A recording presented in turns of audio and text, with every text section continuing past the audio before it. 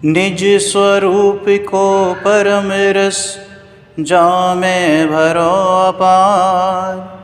वंदो परमानंदमय समय सार अविकार। कुंद कुंद मुनि चंदवर अमृत चंद मुनि इंद। आत्मरसी वानारसी वंदो पद अरविंद। वंदो पद अरविंद। ये जीव जब शुद्धनय की विषय वस्तु यानी तेरा ज्ञायक भगवान आत्मा वो चैतन्य स्वभाव का आश्रय लेता है तो बंधन से छूटता चला जाता है। और जब यही जीव उस आश्रय को छोड़कर यानी स्व आश्रय को छोड़कर पर द्रव्यों पर भावों का आश्रय लेता है, वहाँ पर अपने उपयोग को भ्रमाता है तो बंधनों में जकड़ता चला जाता है, बंधन को प्राप्त होता है। इसी बात को समझाते हुए पंडित जी साहब ने छंद नंबर 13 का अवतरण किया था। और अब पंडित जी साहब कहते हैं कि भाई तू अभी तक अनादिकाल से जो बहिरात्मपने में मुग्ध रहा है, बहिरात्मा बना रहा है, अब समय आ गया है कि तेरे हाथों में जिनवाणी लगी है, आगम लगा है, सद्गुरु तुझे समझाने वाले मिले हैं, तो उनके शब्दों को समझकर उसका मर्म अपने हृदय में धारण कर, अपने हृदय में टंकोत्कीर्ण कर और अपने शुद्धात्म स्वरूप को समझकर बहिरात्मपने से अंतरात्मपना प्रकट कर। आत्मा की 3 अवस्थाएं आगम में आती हैं। आत्मा तो एक ही है लेकिन उसकी 3 अवस्थाएं होती हैं। पहली होती है बहिरात्मा, जिसको हम मिथ्या दृष्टि भी कहते हैं। बहिरात्मा यानी बहिर्मुख है जिसका उपयोग, उसको कहा बहिरात्मा। और अंतर्मुख जिसका उपयोग हो गया है उसको कहा अंतरात्मा। जो साधक अवस्था जैसी है उसको कहा है अंतरात्मा। यानी 4थे गुणस्थान से लेकर और 12वें गुणस्थान तक के जितने भी जीव हैं वे सब के सब अंतरात्मा कहे जाते हैं। और जिन्होंने अपने उस अंतरात्मापने के बाद उस शुद्धोपयोग के फल केवल ज्ञान को प्रकट कर लिया है, ऐसे अरिहंत और सिद्ध उनको परमात्मा कहते हैं। तो परमात्मा बनने के मार्ग में ये अंतरात्मा होता ही है, लेकिन पहले बहिरात्मा से अंतरात्मा बना जाता है। बहिरात्मा अंतरात्मा का कारण नहीं है, बल्कि बने की कहना चाहिए विनाशिकता, बहिरात्मपने का विनाश। जब बहिरात्मापने का विनाश होता है तो अंतरात्म दशा प्रकट होती है। इसी बात को छंद नंबर 14 में आश्रव द्वार के माध्यम से पंडित प्रवर बनारसी दास जी हमको समझाते हैं। सवैया 31 छंद नंबर 14। कर्म के चक्र में फेरत जगवासी जीव, रयो बहिर्मुख व्यापत विषमता। कर्म के चक्र में फेरत जगवासी जीव, रयो बहिर्मुख व्यापत विषमता। अंतर सो मति आई विमल बड़ाई पाई, पुद्गल सो प्रीति टूटी छूटी माया ममता। देखो दोबारा पढ़ें। कर्म के चक्र में फेरत जगवासी जीव, रयो बहिर्मुख व्यापत विषमता। बहिर्मुख हो रहा है, क्या हो रहा है? बहिर्मुख यानी पर द्रव्यों में ही वो व्याप्त हो रहा है, पर द्रव्यों को ही अपना मान रहा है। अरे अपना मानना तो भी बहुत बड़ी बात हो गई। वो तो ये मानता है कि ये शरीर ही मैं हूँ, ये राग ही मैं हूँ, ये द्वेष ही मैं हूँ। ऐसी विषमता आ रही है। और जैसे ही अंतर सोमति आई विमल बड़ाई पाई, पुद्गल सो प्रीति टूटी, पुद्गल सो प्रीति टूटी छूटी माया ममता। शुद्ध न निवासी कीनो अनुभव अभ्यास लीनो, भ्रम भाव छाड़ी दीनो भीनो चित्त समता, अनादि अनंत विकल्प अचल ऐसो, अनादि अनंत अविकल्प अचल ऐसो, पद अवलंबी अवलोके राम रमता, पद अवलंबी अवलोके राम रमता। कौन से राम में रमण हो गया कि अपने निज ज्ञायक भगवान आत्मा आत्म राम में रमण करने लगा। देखो एक एक लाइन पढ़ेंगे, उसका अर्थ समझेंगे तो और विषय स्पष्ट होगा। इतनी मिठास इन छंदों में भरी है। अरे छंदों में मिठास क्या है, छंदों का भाव है। ये छंद तो शब्द हैं, पुद्गल की पर्याय है, लेकिन जब तक इन शब्दों के माध्यम से हम उस अर्थ को, उस भावार्थ को ग्रहण ना करें तो रस नहीं ले सकते। कर्म के चक्र में फिरत जगवासी जीव, कर्म के चक्र में फिरत जगवासी जीव माने ये संसारी जीव कर्म के चक्र या फेरे में फिर रहे हैं। कर्म के चक्रों में पड़े हुए हैं ना। दूसरी गाथा है ना समयसार जी की, मूल समयसार ग्रंथ की, जो कर्म पुद्गल के प्रदेशों में रहे वे पर समय। तो ऐसे पर समय यानी कि उस पर समय से स्वयं समय की तरफ आने का मार्ग पंडित जी साहब हमें बता रहे हैं। यूँ समझो आप, सम्यक दर्शन की विधि यहाँ पर बताई जा रही है। संसारी जीव कर्म के चक्र या फेरे में फिर रहे हैं। कब से फिर रहे हैं कि अनादि से फिर रहे हैं। जैसे कि वो सोना किट्टी कालीमा में लिप्त है, लेकिन फिर भी वो सोना किट्टी कालीमा रूप हुआ नहीं, वो किट्टी कालीमा ने सोने में प्रवेश किया नहीं। ये जीव अनादि काल से कर्म के दुरंत चक्रों में, कषाय चक्रों में फंसा पड़ा होने के बावजूद भी स्वभाव से मुक्त ही है, लेकिन अपने आप को मुक्त स्वीकार तो करे, तो मुक्त होने का पुरुषार्थ करे। अरे अपने आप को तो उसने कर्मों में क्या मान रखा है कि ये मैं हूँ। ऐसे कर्मों के चक्र में फिर रहा है रह्यो बहिर्मुख व्यापत विषमता, और जिससे बहिर्मुख हो रहा है। अरे बहिर्मुख का मतलब अपने स्वभाव को छोड़कर बाहर रमण कर रहा है। सर्वत्र दुख ही दुख व्याप्त है।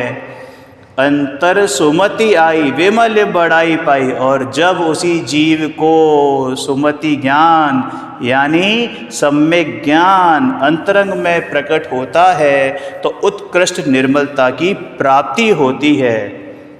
पुद्गल सो प्रीति टूटी छूटी माया ममता। पुद्गल सो, ये पुद्गल द्रव्यों और पुद्गल के परभावों में जो स्नेह है, जो प्रीति है, वो टूट गई है, वो खत्म हो गई है, और मोह माया ममता छूट गई है। शुद्ध ने निवास कीनो अनुभव अभ्यास लीनो। शुद्ध ने यानी आत्म स्वरूप में निवास किया है। अब देखो यहाँ पे शुद्ध ने बात करी है ना, तो समयसार जी में शुद्ध नय को 3 प्रकार से समझाया गया है। 3 भावों के स्थान पर शुद्ध नय का प्रयोग होता है। एक तो शुद्ध नय निश्चय नय, मतलब नयों के रूप में, जैसे निश्चय और व्यवहार, उसमें भी शुद्ध नय का प्रयोग होता है। निश्चय नय को शुद्ध नय कहते हैं। एक शुद्ध नय सम्यक दर्शन को भी कहते हैं, और एक शुद्ध नय उस निश्चय नय की, शुद्ध निश्चय नय की विषय वस्तु यानी वो शुद्ध आत्मा को भी शुद्ध नय कहते हैं। तो क्या कहा कि शुद्ध नय में निवास किया, माने अपने आत्म स्वरूप में निवास किया। तो यहाँ पर वो तीसरा वाला यानी आत्म स्वभाव को शुद्ध नय कहा गया है। तो शुद्ध नय यानी कि आत्म स्वभाव में, आत्म स्वरूप में निवास किया, आत्मानुभव का अभ्यास किया। एक आत्मानुभव को भी शुद्ध नय कहते हैं। शुद्ध नय प्रकट हुआ माने आत्मानुभव हुआ, उसको भी शुद्ध नय कहते हैं। फिर क्या हुआ कि जब ये किया तो भैया ब्रह्म भाव छोड़ दीनो, और ब्रह्म बुद्धि छूट गई। अहम मतलब पर में जो अहम बुद्धि थी, जो ममत्व बुद्धि थी, जो कर्तृत्व बुद्धि थी, जो भोक्तृत्व बुद्धि थी, ये चारों प्रकार की बुद्धियां छूट गईं। और क्या हुआ कि भीनो चित्त समता, और चित्त समता रस से भीग गया, सुख शांत रस से लबालब। आता है ना 32वां कलश, सुख शांत रस से लबालब। मैं ज्ञान सागर आत्मा, विभ्रम की चादर हटा, सर्वांग प्रगट आत्मा।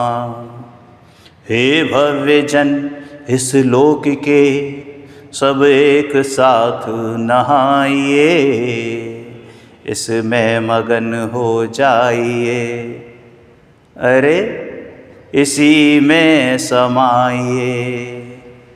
समझ में आया?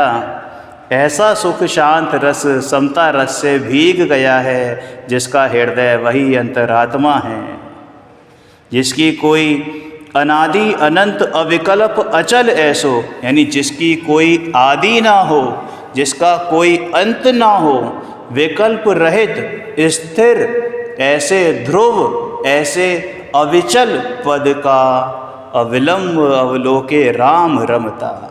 आलंबन करके आश्रय लेके अवलोकन करके अपने आत्म राम में मगन हुआ है। अपने आत्म राम में मगन हुआ है, अपने आत्म राम में मगन हुआ है। समझ में आया?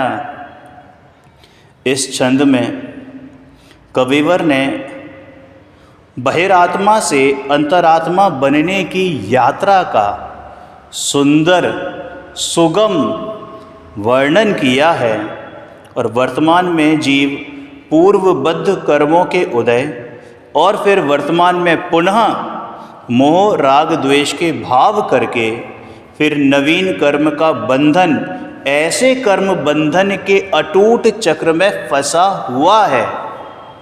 अब कैसे चक्कर में फंसा हुआ है? अनादि से फंसा हुआ है कि एक बार उसकी दृष्टि अपने में आई तो नहीं, अरे एक बार अपने अंदर झांकता तो सही, एक बार अपने नज़दीक आता तो सही।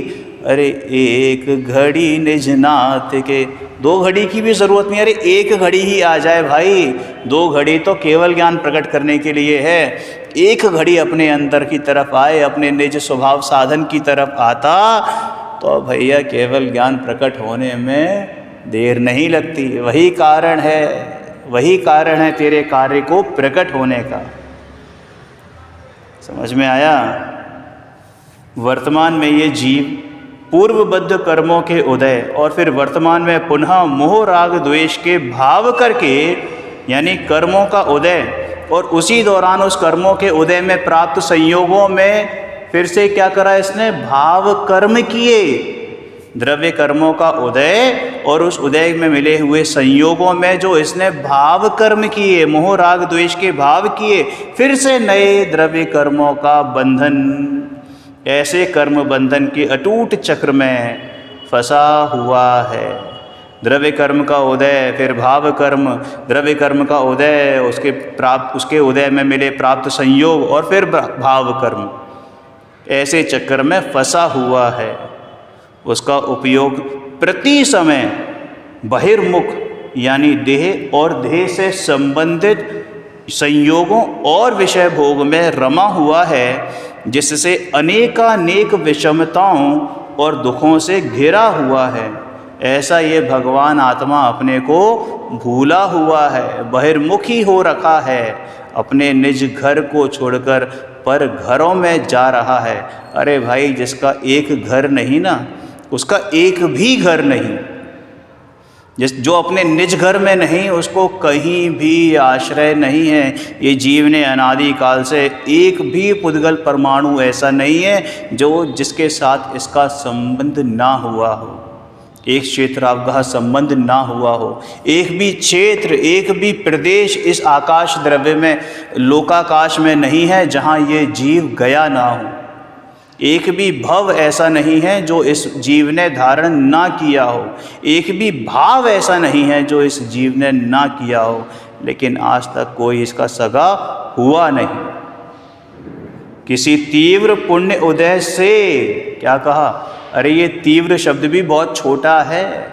महा महा महा महा पुण्य, अनंत पुण्य उदय से इस जीव को सच्चे देवशास्त्र गुरु का समागम मिला, सच्चे देवशास्त्र गुरु सुनने मिले, सच्चे देवशास्त्र गुरु की छाया मिली। जिनवाणी सुनने का भाग्य मिला, सुयोग मिला, तो अंतरंग में सद्बुद्धि आई, सुबुद्धि आई, परिणामों में निर्मलता आई, जिससे क्या हुआ कि पुद्गल से यानी अर्थात बाहर में पुण्य पाप के उदय में प्राप्त जो जड़ पदार्थ हैं उनके प्रति इसका अहमपना, ममत्वपना, कर्तापना और भोक्तृत्वपना छूटा, राग छूटा। संयोगों के प्रति जो ममत्व बुद्धि थी वो छूटी और शुद्ध नय के विषयभूत निज शुद्धात्म स्वरूप यानी मैं, जो मैं गायक भगवान आत्मा स्वयं हूँ, निज स्वभाव साधन को पकड़ा, उसकी महिमा आई, निज स्वभाव साधन की महिमा आई, तो सहज ही अनुभव का अभ्यास हो गया। समझ में आया? आभास नहीं हुआ, अभ्यास हुआ। किसका? अनुभव का अभ्यास हुआ। जब उपयोग ने अपने स्वरूप का लक्ष्य किया तो पर और पर्याय के स्वामित्व पने की भ्रम बुद्धि भी छूट गई और अंतरंग में समता रस से सरोवर वो जीव हो गया। और क्या बन गया? अब बहिरात्म पने को त्याग कर, बहिरात्म पने को छोड़कर अंतरात्मा बन गया। और अब वो दिन दूर नहीं, वो समय दूर नहीं जब वो परमात्मा भी बनेगा। मैं अनादि अनंत हर प्रकार के विकल्प से रहित निर्विकल्प अविचल परमात्मा हूँ। ऐसा अवलोकन होने पर एक क्षण भी विलंब ना करके ये जीव अपने आत्म स्वरूप में रमने का अभ्यास करने लगा। क्या कहा? कि मैं अनादि अनंत, मैं ज्ञानानंद स्वभावी हूँ, मैं शुद्ध बुद्ध अविरुद्ध एक परिणति से अप्रभावी हूँ। ऐसा निर्विकल्प, ऐसा अविचल परमात्मा हूँ, ऐसा अनुभव उसको अंतर में होने लगा। जबरदस्ती होने लगा कि नहीं, सहज रूप से होने लगा। ऐसा अवलोकन होने पर एक क्षण भी विलंब ना कर जीव अपने आत्म स्वरूप में रमने का अभ्यास, अपने आत्म राम में रमने का अभ्यास करने लगा। समझ में आया? एक बार इस छंद को दोबारा पढ़ते हैं और फिर आगे बढ़ते हैं छंद नंबर 15 पर। छंद नंबर 14 को रिकॉल करते हैं। कर्म के चक्र में फिरत जगवासी जीव है, रयो बहिर्मुख व्यापत विषमता। अंतर सुमति आई विमल बढ़ाई पाई, पुद्गल सो प्रीति टूटी छूटी माया ममता। शुद्ध न निवास कीनो अनुभव अभ्यास लीनो, भ्रम भाव छाड़ी दीनो भीनो चित्त समता। अनादि अनंत अविकल्प अचल ऐसो, अनादि अनंत अविकल्प अचल ऐसो, पद अवलंबी अवलोके राम रमता। पद अवलंबी अवलोके राम रमता।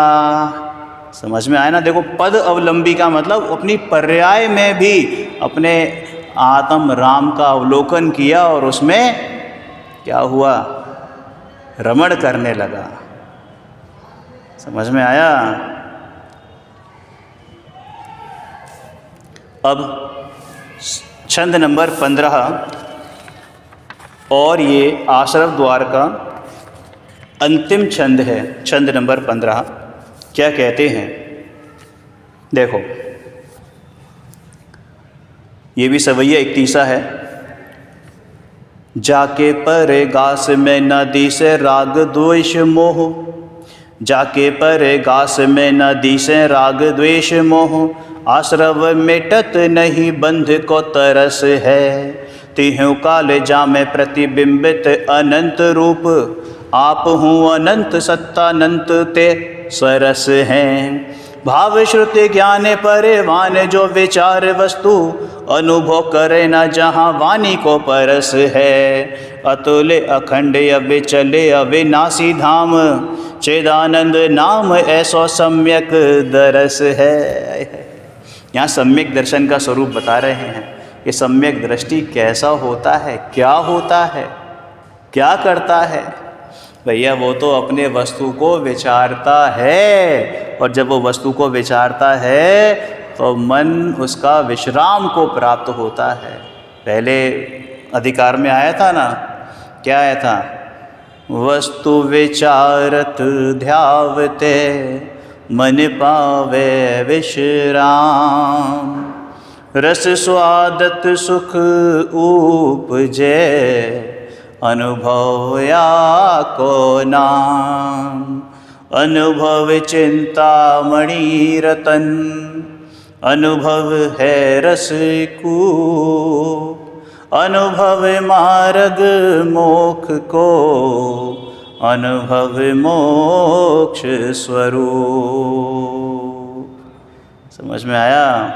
ऐसा अनुभव है, ऐसा अनुभव है। कैसा अनुभव है कि जो ज्ञान की तरंग नित्य प्रति समय उछल रही है, उसमें से जो आत्म राम झांक रहा है, किसको देख रहा है? कि अपने को ही देख रहा है। ज्ञान की प्रतिपल उठे तरंग झांकता उसमें आत्म राम। अरे आ बाल सभी गोपाल सुलभ सबको चिन्ह में अभिराम। गलती क्या है? किंतु पर सत्ता में प्रतिबद्ध कीर मरकट सी गहल अनंत। अरे पाकर खोया भगवान न देखा मैंने कभी बसंत। पाकर खोया भगवान। हो भैया, तू भगवान आत्मा स्वयं है, तुझे भगवान आत्मा अभी के अभी प्रसिद्ध है, अभी की अभी उपलब्ध है, और तूने उसको पाकर भी खो दिया। समझ में आया? बाबूजी की है ना ये जयमाला, सिद्ध पूजन की जयमाला। देखो वापस आते हैं, पंडित साहब क्या कहते हैं? जाके परे गास में न दिसे राग द्वेष मोह। आश्रव मेटत नहीं बंध को तरस है। तिहु काले जामे प्रतिबिंबित अनंत रूप। आप हूँ अनंत सत्तानंत ते सरस है। भाव श्रुति ज्ञान परवान जो विचार वस्तु। अनुभव करे न जहाँ वाणी को परस है। अतुल्य अखंड अविचल अविनाशी धाम। चिदानंद नाम ऐसो सम्यक दरस है। चिदानंद नाम ऐसो सम्यक दरस है। देखो, जाके परगास में दिसे राग द्वेष मोह। अरे भाई, जिसके प्रकट होते ही, उस अंतरात्म पने के प्रकट होते ही, उस सम्यक दर्शन के प्रकट होते ही मोह राग द्वेष दिखाई नहीं देते। न दिसे राग द्वेष मोह। आश्रव मिटत नहीं बंध को तरस है। आश्रव मिट जाता है, बंध का त्रास भी नहीं रहता, माने बंध का दुख भी नहीं रहता। बंध भी तरस जाता है, क्या करूं, कहाँ जाऊं, तुरंत निकल के भागता है। तिहु काल जामे प्रतिबिंबित अनंत रूप। अरे तीनों काल उसमें अनंत रूप प्रतिबिंबित होते हैं। तीनों काल उसमें अनंत रूप प्रतिबिंबित होते हैं। आप हूँ अनंत सत्ता अनंत तय सरस है। आप हूँ अनंत सत्ता अनंत तय सरस हैं। आप स्वयं अनंत सत्तात्मक अनंतानंत सहित हैं। ना आदि है ना अंत है।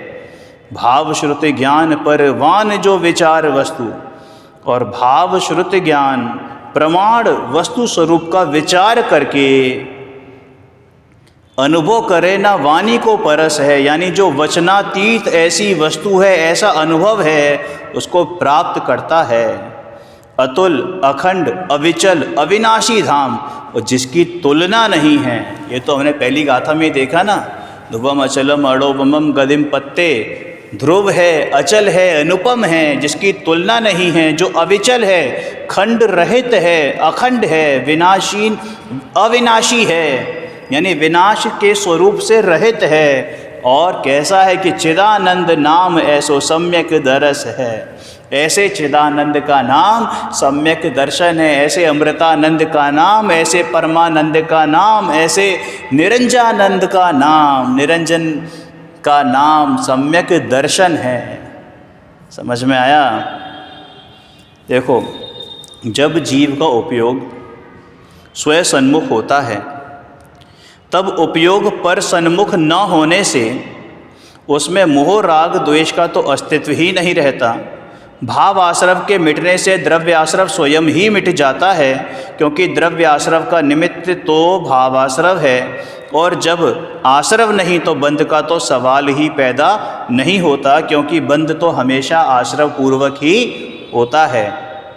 अनुभव के काल में जीव को ऐसी अनुभूति होती है कि जिस ज्ञान में तीन लोक तीन काल के समस्त पदार्थ अपनी अपनी अनंत पर्यायों सहित प्रतिबिंबित होते हैं।